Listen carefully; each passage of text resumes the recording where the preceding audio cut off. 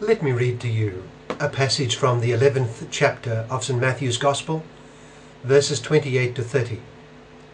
St. Matthew writes, Jesus said, "Come to me, all you who are weary and burdened, and I will give you rest. Take my yoke upon you and learn from me, for I am gentle and humble in heart, and you will find rest for your souls. For my yoke is easy and my burden is light." That's from Matthew chapter 11, verses 28 to 30. What does it suggest to us?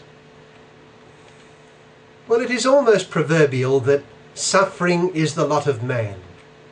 This is not to say that life is made up only of suffering, for there are many wonderful joys in life. The joys of family, achievement, health, religion, and many other things besides.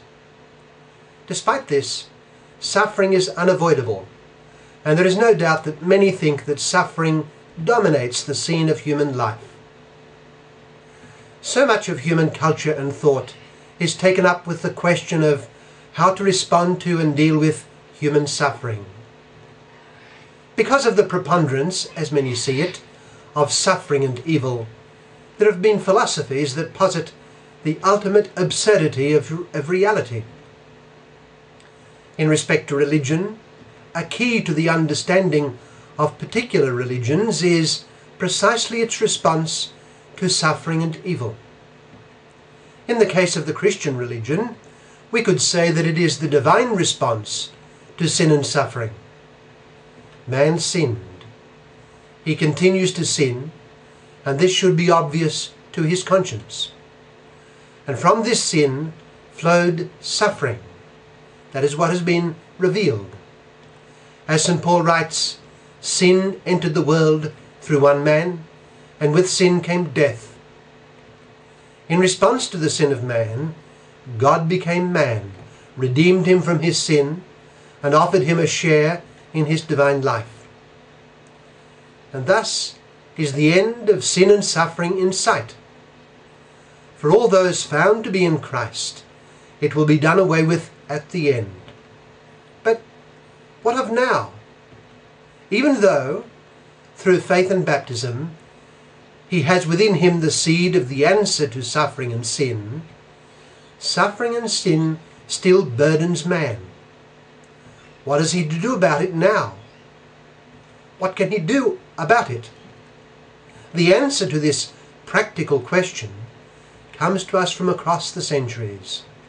It arises from the Gospels and is borne along in the Church's tradition and preaching. The answer is, "Come to me."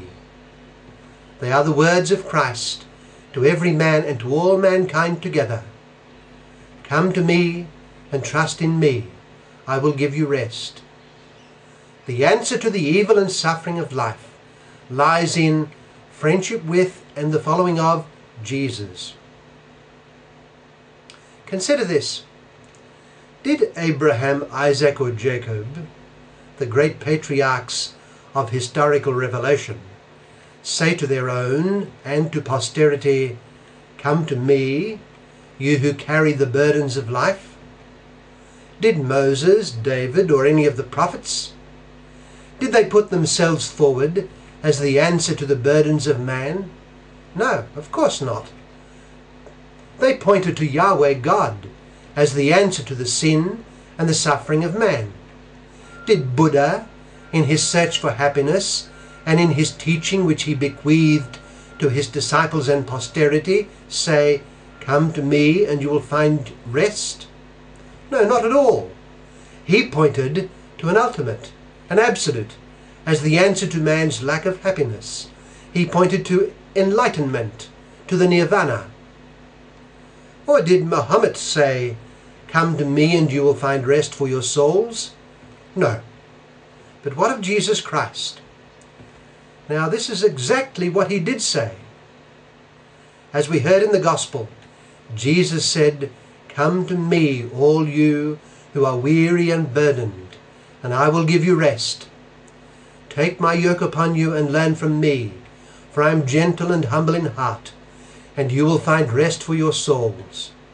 For my yoke is easy and my burden is light.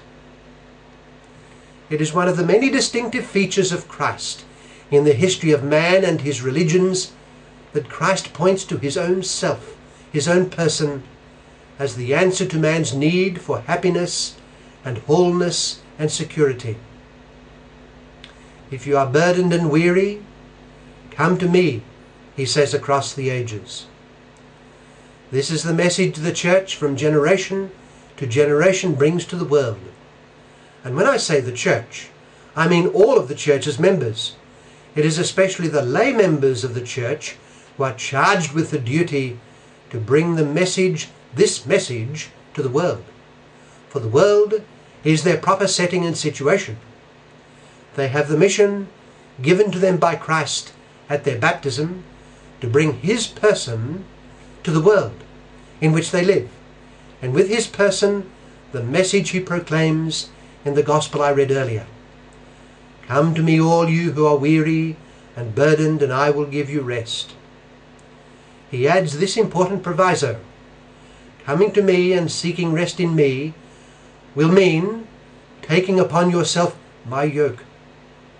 My yoke is easy, and it will be the source of authentic happiness. The Christian religion is not just a great philosophy or theological system, which it is, but it is not just that. It is at heart a living person, the person of Jesus Christ, living and risen from the dead. The Christian comes to Jesus with all his burdens and takes upon himself the yoke of Jesus. This is what will bring him happiness and rest for his soul. It also constitutes his mission in life, to bring the living Jesus with his message to the world around him.